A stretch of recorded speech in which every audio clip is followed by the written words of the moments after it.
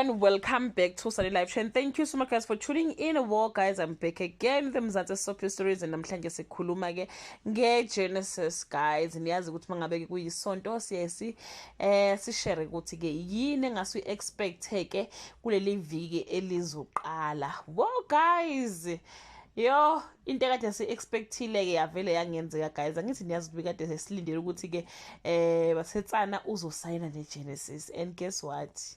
Revelation CEO uvele wahamba wayoconvince basetsana ngamadila amakhulu ukuthi akazosayina naye, nizomnika ukuthi nokuthi because akwazanga ukuthola uMaruna guys ngenxa yale ya close ayikade ifakile, and boom guys usebatshela kubasetsana lapha kwiGenesis ukuthi hayibo ngeke sawazi ukusayina nani ngoba sekukhona enye record label esengisayine nayo. Hawu indaba engaka guys, angisaphoxekile kanje ngithi yo basetsane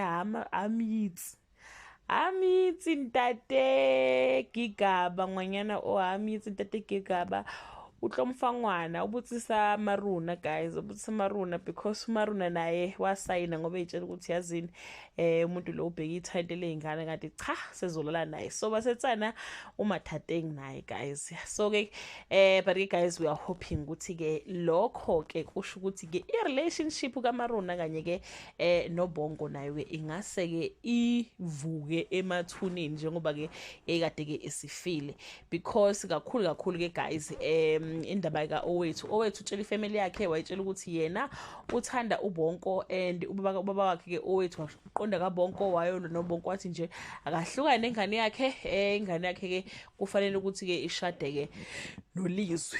So kunjalo ke nje guys, asazi ukuthi I-relationship yabo izoma kuphi mangabe kunje, kodwa nje kuba sengazi ukuthi Maruna is available for uBongo, but angazi ma guys uBongo usamthanda yini Maruna ngampela.